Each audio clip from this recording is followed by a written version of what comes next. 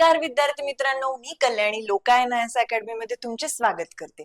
आपल्या weekly current अफेअर्सच्या series नुसार दर आठवड्याला आपण करंटचं एक सेशन घेत असतो. चला तर मग सुरू करूया आपल्या आजच्या सेशनला एक्सपिरियन्स करंट विथ कल्याणी. तर आजच्या सेशन मध्ये आपण सगळ्यात आधी बघणार आहोत लष्करी खर्चाबद्दल. तर आज आपण बघणार आहोत की नुकत्याच आलेला जो सिप्रीचा अहवाल आहे त्या अहवालाने जगाला चकित केलंय की 2025 मध्ये जगाचा जो लष्करी खर्च आहे तो तब्बल $2.8 ट्रिलियन या विक्रमी स्तरावर पोहोचला आहे. आणि या शर्यतीत आपला भारत जगात 5व्या क्रमांकावर आहे. भारताने आपल्या संरक्षणासाठी तब्बल $92.1 अब्ज खर्च केलेले आहेत. पण इतका प्रचंड पैसा नक्की जातो कुठे? तर भारताचा हा जो लष्करी खर्च आहे हा वाढण्यामागे 3 महत्वाची रंजक कारण आहेत. त्यातलं पहिलं म्हणजे की चीन आणि पाकिस्तानच्या वाढत्या कुरघोडींना उत्तर देण्यासाठी भारताने हिमालयीन सीमांवर हायटेक निगराणी यंत्रणा तैनात केली आहे. दुसरं कारण म्हणजे की मे 2025 मध्ये पहलगाम मधील जो दहशतवादी हल्ला झाला होता त्याच्यानंतर भारताने ऑपरेशन सिंदूर राबवून दहशतवादी तळ उद्ध्वस्त केले होते. या ऑपरेशन नंतर भविष्यातील हल्ले रोखण्यासाठी ड्रोन वॉरफेअर आणि एअर डिफेन्सवर आपला खर्च मोठ्या प्रमाणात वाढला होता या ठिकाणी. त्याचबरोबर आपण आता फक्त रशिया किंवा अमेरिकेकडून शस्त्र विकत घेत नाही, तर आता सध्या आपण मेक इन इंडिया अंतर्गत स्वतःची INS विक्रांत सारखी किंवा मग INS विक्रांत सारखी जहाज किंवा तेजस सारखी फायटर जेट्स आपण बनवत आहोत. हे भारताला डिफेन्स हब बनवण्याकडे पडलेलं पहिलं पाऊल आहे असं पण बघू शकतो. उदाहरण द्यायचं झालं तर भारताचा जो हा खर्च आहे हा पाकिस्तानच्या जो एकूण लष्करी खर्च आहे त्याच्यापेक्षा 8 पट जास्त आहे. जगातील एकूण लष्करी खर्चाचा 60% वाटा हा फक्त पहिल्या 5 देशांचा आहे, म्हणजे की अमेरिका, चीन, रशिया, जर्मनी आणि भारत. म्हणजे संपूर्ण जग एका बाजूला आणि हे 5 देश दुसऱ्या बाजूला, अशी काहीशी परिस्थिती आहे. बघून घेऊया त्याच्याबद्दल की लष्करी खर्च वाढण्याची कारण कोणती. की चीन आणि पाकिस्तानाशी जो आपला सीमा सुरक्षा आहे त्याच्यासाठी, त्याचबरोबर ऑपरेशन सिंदूर जे झालं होतं त्याच्यामुळे सतर्कता वाढलेली आहे की पुन्हा असे हल्ले व्हायला नको म्हणून आधुनिकीकरण आणि स्वदेशी शस्त्रास्त्र बनवण्यावर आपली जास्त हे आहे, आधुनिकीकरणावर आपला भर आहे.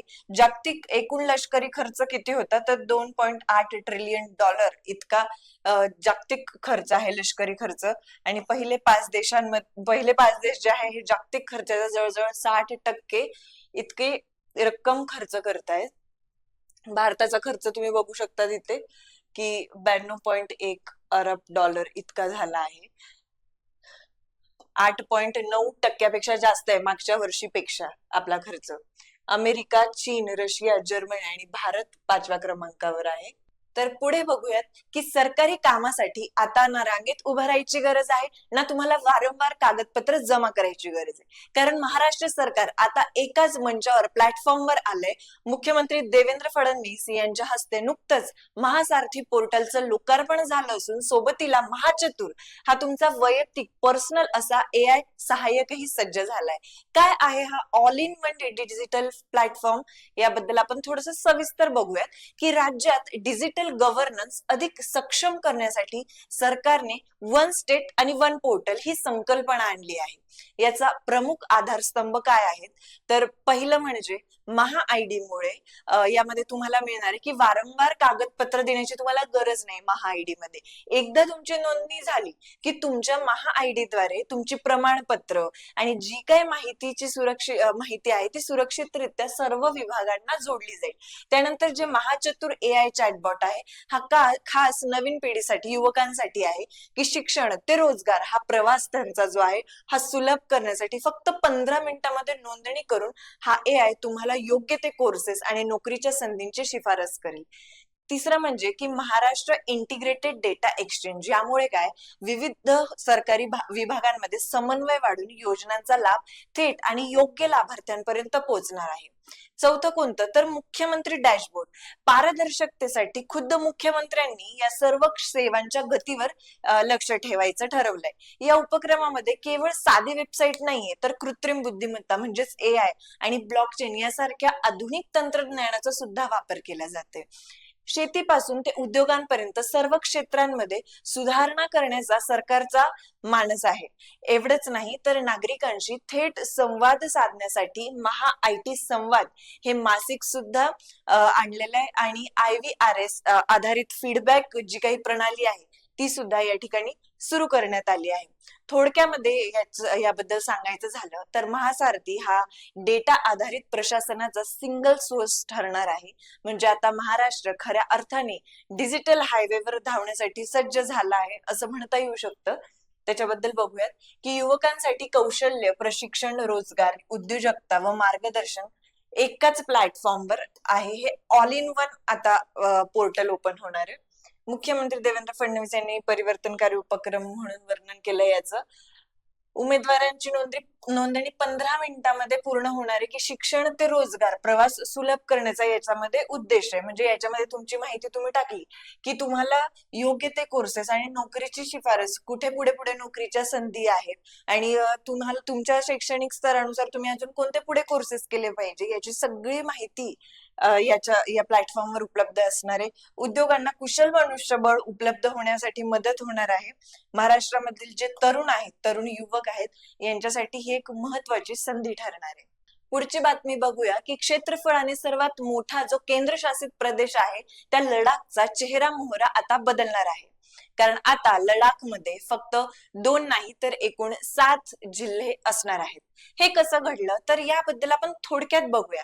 तर लडाखचे जे नायब राज्यपाल आहेत विनय कुमार सक्सेना यांनी नुकतीच 5 नवीन जिल्ह्यांच्या निर्मितीला मंजुरी दिली आहे. आतापर्यंत लडाखमध्ये केवळ 2 जिल्हे होते, लेह आणि कारगिल हे 2च जिल्हे होते. पण आता मात्र यात 5 नव्या नावांची भर पडली आहे. ती कोणती कोणती तर सगळ्यात पहिले नुब्रा, त्याचबरोबर शाम, नंतर चांगथांग, झास्कर आणि द्रास हे 5 नवीन जिल्हे या ठिकाणी लडाखमध्ये नवीन 5 जिल्हे तयार करण्यात आलेले आहे. हा निर्णय ऐतिहासिक का मानला जातोय कारण लडाखचं जे भौगोलिक अंतर आहे ते खूप मोठं आहे. अनेक नागरिकांना साध्या सरकारी कामासाठी 300 किलोमीटरचा प्रवास करावा लागायचा आणि मग ते त्या ठिकाणी पोहोचायचे. आता या 5 जिल्ह्यामुळे काय होणार तर प्रशासन थेट लोकांच्या दारापर्यंत पोहोचणार आहे. तिथल्या तरुणांना रोजगार आणि विकासाच्या नव्या संधी यामुळे उपलब्ध होतील. पंतप्रधान नरेंद्र मोदींच्या विकसित लडाखच्या स्वप्नाच्या दिशेने हे एक महत्वाचं पाऊलच मानलं गेलं पाहिजे. तर लडाखच्या नायब राज्यपालांनी घोषणा केली आहे सध्या 2 जिल्ह्यात लेह आणि कारगिल आणि कोणाची भर पडणार आहे तर नुब्रा, शाम, चांगथांग, झास्कर आणि द्रास या 5 नव्या नावांची यात भर पडणार आहे.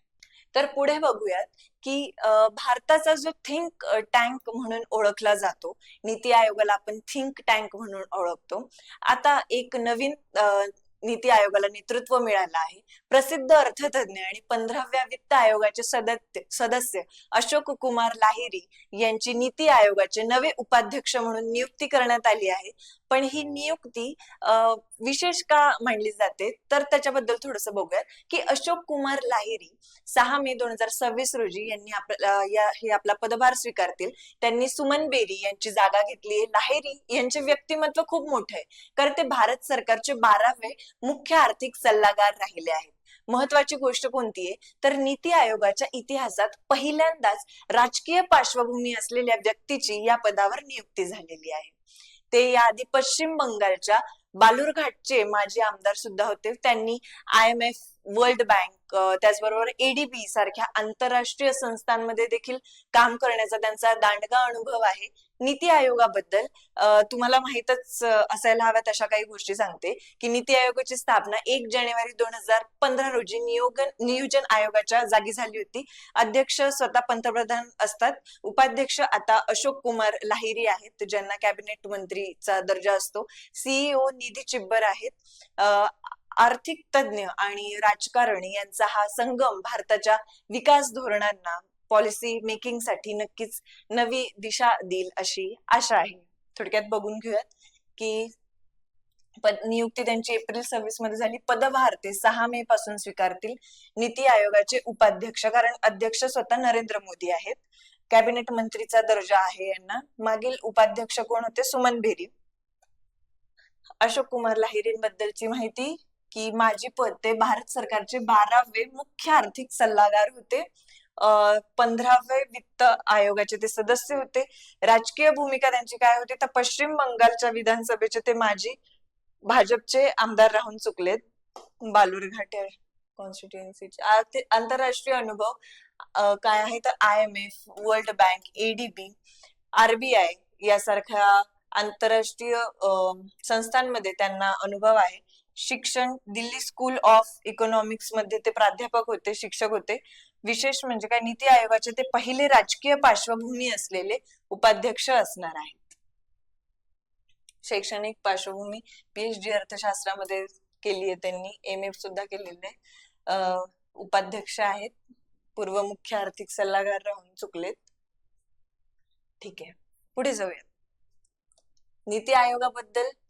नीती आयोगाचा long form national institution for transforming India हा नीती आयोगाचा लॉंग फॉर्म आहे. स्थापना 1 जानेवारी 2015 ला झाली होती. अध्यक्ष नरेंद्र मोदी आहेत. उपाध्यक्ष आता नुकतीच अशोक कुमार लाहिरी यांची नियुक्ती. CEO निधी चिब्बर अतिरिक्त प्रभार बघतील. पुढची बातमी बघूयात की उत्तर प्रदेशातील अलीगड येथील शेखा झील पक्षी अभयारण्य आता भारताचं 99वं रामसर स्थळ बनलं आहे. भारत आता रामसर स्थळांचं शतक पूर्ण करण्यापासून केवळ 1 पाऊल दूर आहे. पण हे रामसर नक्की काय असतं आपण मागच्या काही व्हिडिओमध्ये बघितलंच आहे, तरी पण थोडक्यामध्ये सांगते की रामसर स्थळ म्हणजे जागतिक स्तरावर महत्वाचं असलेलं पाणथळ क्षेत्र, वेटलँड. शेखा झीलच्या समावेशानंतर आता भारतात एकूण 99 रामसर स्थळ झाली आहेत. ही स्थळ तब्बल 13,84,180 हेक्टर क्षेत्र व्यापतात. राज्यांचा विचार जर आपण केला तर तामिळनाडू मध्ये 20 स्थळांसह भारतात पहिल्या क्रमांकावर आहे. काही महत्वाचे फॅक्ट्स जर आपण याच्याबद्दल बघितले तर 2 फेब्रुवारी 1971 रोजी इराण मधील रामसर शहरात हा करार झाला होता. म्हणून 2 फेब्रुवारीला जागतिक पाणथळ दिन साजरा होतो. भारताचं पहिलं रामसर स्थळ 1981 मध्ये घोषित झालं होतं. चिल्का सरोवर आणि केवल देवी राष्ट्रीय उद्यान हे होतं. पर्यावरणाचं संतुलन राखण्यासाठी या पाणथळ जागांचं संरक्षण करणं खूप गरजेचं आहे. अजून यात सांगायचं झालं तर रामसरचं जे मुख्यालय आहे ते ग्लॅंड, स्वित्झर्लंड या ठिकाणी आहे. शेखा झीलचं विशेष काय आहे तर हे अभयारण्य स्थलांतरित जे पक्षी आहे, मायग्रेटरी बर्ड्स यांच्यासाठी प्रसिद्ध असून प्रामुख्याने हिवाळ्यात येथे मध्य आशियातून पक्षी येतात. सर्वात मोठं रामसर स्थळ जर कोणतं आहे तर ते म्हणजे सुंदरबन, जे पश्चिम बंगालमध्ये. सर्वात लहान रामसर स्थळ आहे ते आहे रेणुका वेटलँड, जे हिमाचल प्रदेशामध्ये आहे. थोडक्यात बघूयात रामसर स्थळांच्या बद्दलची माहिती. भारतात एकूण 99 रामसर स्थळ आहे. आता शतक पासून फक्त आपण 1 रामसर स्थळ दूर आहोत. भारतात एकूण 13,84,180 हेक्टर क्षेत्र हे रामसर स्थळांनी व्यापलंय. तामिळनाडू सर्वात जास्त 20 रामसर स्थळ आहेत. जागतिक पाणथळ दिन हा 2 फेब्रुवारीला सेलिब्रेट करतात. रामसर कराराची तारीख 2 फेब्रुवारी 1971 साली या दिवशी हा करार झाला होता, त्याच्यामुळे पाणथळ दिन 2 फेब्रुवारीला करतात. रामसरचं मुख्यालय ग्लॅंड, स्वित्झर्लंड या ठिकाणी. भारतातलं पहिलं रामसर स्थळ चिल्का सरोवर 1981 ओडिशा या ठिकाणचं आणि केवला देवी राजस्थानचं. उत्तर प्रदेशचं 12वं रामसर स्थळ आहे. पुढे शेवटी सांगायचं झालं तर मध्ये बघूयात की UAE कडून ओपेक सदस्यत्व सोडण्याबाबतच्या बातम्या सध्या जागतिक राजकारणात आणि अर्थव्यवस्थेत खळबळ माजवत आहेत. कतार आणि अंगोला नंतर आता UAE देखील ओपेकला रामराम ठोकण्याच्या तयारीमध्ये आहे की काय, हा केवळ एका देशाचा निर्णय नाहीये, तर याच्यामुळे जागतिक तेल बाजारातील सर्वात मोठा भूकंप हा ठरू शकतो जर UAE बाहेर पडलं ओपेक मधून. तर ओपेक म्हणजेच organisation of petroleum exporting countries. गेली अनेक दशके ही संघटना ठरवते की जगात तेलाचे दर काय असतील. पण आता युएई बाहेर का पडू इच्छितोय, तर याची 3 प्रमुख कारण आहेत. पहिलं म्हणजे की उत्पादन मर्यादा.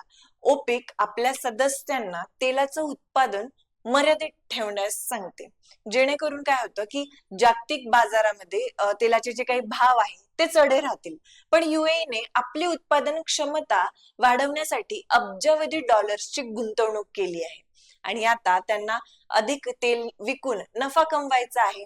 दुसरं कारण काय, तर आर्थिक विविधता. युएई आता फक्त तेलावर अवलंबून राहू इच्छित नाहीये. त्यांना पर्यटनापासून तंत्रज्ञानापर्यंत सर्वच क्षेत्रांमध्ये प्रगती देखील करायची, ज्यासाठी त्यांना मोठ्या निधीची गरज आहे. स्वतंत्र धोरण. सौदी अरेबियाचा ओपेक मधला जो वाढता प्रभाव आहे तो युएईला स्वतःच्या अटींवर व्यापार करण्यापासून रोखतोय, असं काही तज्ञांचं पण मत आहे. जर आपण इतिहासामध्ये पाहिलं तर 2019 मध्ये कतार आणि 2024 मध्ये अंगोला या 2 देशांनी देखील अशाच कारणांमुळे ओपेक सोडलं होतं. उदाहरणार्थ की समजा एखाद्या सहकारी संस्थेने ठरवलं की सर्व शेतकऱ्यांनी फक्त 5 लिटर दूध आता विकायचंय, पण एका शेतकऱ्याकडे 10 लिटर दूध देणारी गाय असेल, तर तो शेतकरी स्वतःच्या फायद्यासाठी त्या संस्थेतून बाहेर पडण्याचा विचार करेल. युएईची अवस्था ही आज अगदी तशीच आहे की ओपेकची जी स्थापना आहे ही 1960 मध्ये झाली असून मुख्यालय याचं व्हिएन्ना, ऑस्ट्रिया या ठिकाणी आहे. युएई 1967 मध्ये यात सामील झाला होता. या निर्णयाचा भारतावर काय परिणाम होईल हे बघणं थोडं महत्वाचं आहे. तर युएई ओपेक मधून बाहेर पडणार. पुढे बघूयात की न्यायमूर्ती लिसा गिल या आंध्र प्रदेशच्या उच्च न्यायालयाच्या पहिल्या महिला मुख्य न्यायाधीश ठरल्या आहेत. न्यायमूर्ती लिसा गिल. कोणतं राज्य? आंध्र प्रदेश. पुढे बघूयात की आतापर्यंत आपण चिप्स आयात करत होतो, पण आता भारत स्वतः प्रगत 3D चिप पॅकेजिंग युनिट जे आहे हे सुरू करणार आहे. ओडिशा या ठिकाणी देशातलं पहिलं अशा प्रकारचं जे युनिट आहे हे ओडिशा राज्यामध्ये सुरू करण्यात आलं आहे. ही भारतासाठी गेम चेंजर बातमी का आहे, तर ओडिशामध्ये सुरू झालेलं हे जे युनिट आहे हे केवळ चिप्स बनवणार नाहीये, तर त्यांना प्रगत 3D तंत्रज्ञानाने पॅकेजिंग करेल. 3D पॅकेजिंग म्हणजे काय, तर सोप्या भाषेत जर सांगायचं झालं तर आपण एका मजली घराऐवजी बहुमजली इमारत बांधतो, तसंच चिप्स ज्या आहेत या एकावर एक अशा रचल्या जातात. याचा फायदा काय होतो की यामुळे इलेक्ट्रॉनिक उपकरणं अधिक वेगवान होतात, त्यांचं आकारमान कमी होतं आणि बॅटरीची सुद्धा बचत होते. हे युनिट जे आहे हे भारताला जागतिक सेमीकंडक्टर हब बनवण्याच्या दिशेने एक महत्वाचं पाऊल मानलं जाते, ज्यामुळे हजारो तरुणांना रोजगाराच्या संधी या ठिकाणी उपलब्ध होतील. ग्रामीण रस्ते संपर्क सुधारण्यासाठी केंद्रीय मंत्रिमंडळाने प्रधानमंत्री ग्राम सडक योजना जी आहे ही मार्च 2028 पर्यंत सुरू ठेवायला मंजुरी दिली. प्रधानमंत्री ग्राम सडक योजना या योजनेची सुरुवात 2000 साली करण्यात आली होती. ग्रामीण रस्त्यांचं जे काही नेटवर्क आहे हे सुधारण्यासाठी अजून याचा कालावधी वाढवण्यात येत आहे. मार्च 2028 पर्यंत करण्यात येतोय. पुढची बातमी बघूयात की 2 वेळा ऑलिम्पिक पदक विजेती भारतीय बॅडमिंटनपटू पी.व्ही. सिंधू हिची बॅडमिंटन जागतिक महासंघाच्या BWF ऍथलीट्स आयोगाच्या अध्यक्षपदी निवड झाली आहे. सिंधू आता BWF काउन्सिलची सदस्य बनली आहे. ठीक आहे. पुढची बातमी, विराट कोहली IPL मध्ये 9000 धावा करणारा पहिला क्रिकेटर ठरला आहे. 9000 पेक्षा म्हणजे 9012 रन इतके विराट कोहलीने केलं आहे. फर्स्ट विराट कोहली आणि सेकंड रोहित शर्मा.